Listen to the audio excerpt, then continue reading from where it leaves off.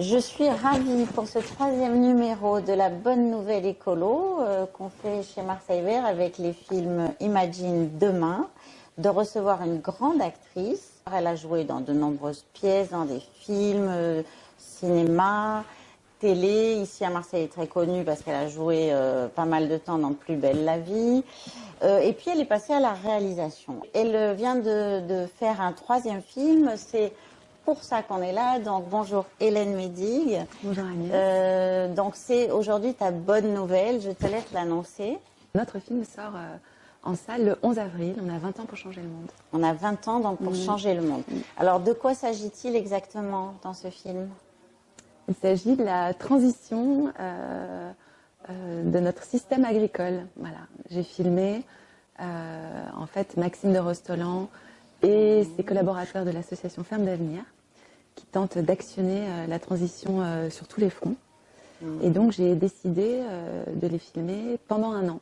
J'ai hâte de découvrir dans ce film, de voir qu'est-ce que c'est une terre qui est morte et comment est-ce qu'on peut la refaire vivre. On n'a pas, finalement, la planète, c'est comme un corps humain, ça se régénère. Hein. Ouais, un sol, ça doit respirer normalement. Ouais. Ouais, bien sûr. Enfin, comme tu le sais, notre biodiversité est plus qu'en danger. Et c'est vrai qu'aujourd'hui,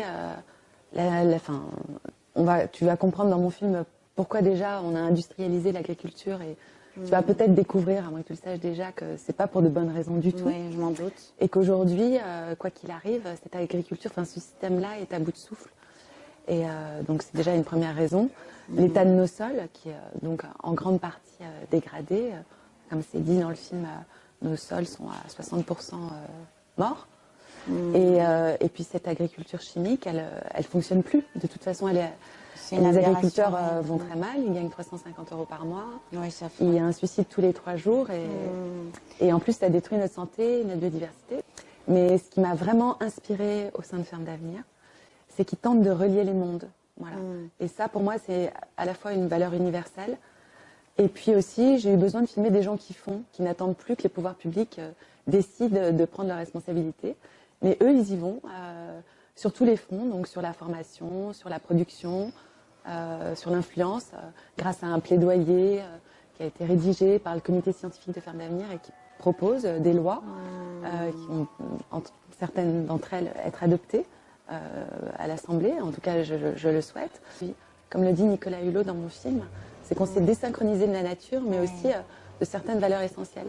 Et c'est pas parce que la technologie nous permet d'aller plus vite ou voilà, de produire des avancées magnifiques qui peuvent nous servir, qu'on doit se déconnecter du sens de la vie. On se rend pas compte que et de perdre le lien. C'est à nous-mêmes qu'on fait du mal en plus, finalement, quand on fait du mal à la terre. Et c'est vraiment intéressant que tu te sois intéressé au sol parce que c'est vrai qu'on parle beaucoup de l'eau, de l'air. Bon, avec la pollution de l'air, c'est le truc que les gens ressentent le plus. C'est qu'on a fait voter des lois pour protéger l'air, pour protéger l'eau, mais les sols jamais. C'est Claude et Lydia Bourguignon qui m'en ont parlé, qui sont donc ingénieurs agronomes, qui sont dans le film. Et ça, c'est une aberration parce qu'en fait, tout passe par les sols. Et oui, c'est la base, bien sûr.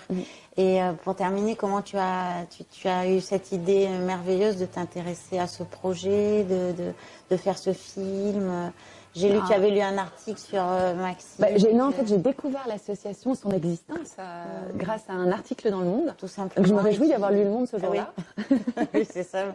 On se réjouit tous que tu l'aies lu. Et puis après, je jouais au théâtre. À ce moment-là, j'ai proposé à Maxime de le rencontrer. Déjà, je pense que en tant qu'artiste, en fait, j'avais envie de savoir si je pouvais, voilà, les accompagner, les aider. Je savais pas comment, en fait. Et je lui ai proposé, voilà, mais de les accompagner pendant un an. Je savais exactement ce que je voulais fédérer et parce qu'en fait il y a un détail aussi, mais qui n'est pas un détail, c'est que Ferme d'Avenir, c'est des urbains en grande partie. Et ça aussi, ça me passionne. Ouais, c'est que c'est des jeunes entre 30 et 40 ans qui sont tous issus de grandes écoles et qui se sont vraiment emparés de ces sujets et qui mettent toute leur énergie, leur intelligence. Et ça c'est un vrai symbole. Et ça, s'il n'y avait pas eu ces deux valeurs-là, c'est-à-dire un groupe d'urbains, c'est-à-dire que ça change un peu l'image de l'écologie aussi, parce qu'on doit arrêter voilà, de séparer les mondes de cette façon-là. Et voilà, que Ferme d'Avenir relie les mondes et qu'en plus ces sujets soient représentés par des gens qu'on n'attend pas forcément et par cette jeunesse-là, ça c'est inspirant. Et j'espère que ça... Bon, moi, ça me donne très, très envie d'aller voir le film. Je propose qu'on y aille tout de suite, qu'on aille aux variétés, puisqu'on est à Marseille et qu'il se joue aux variétés. Ok, go!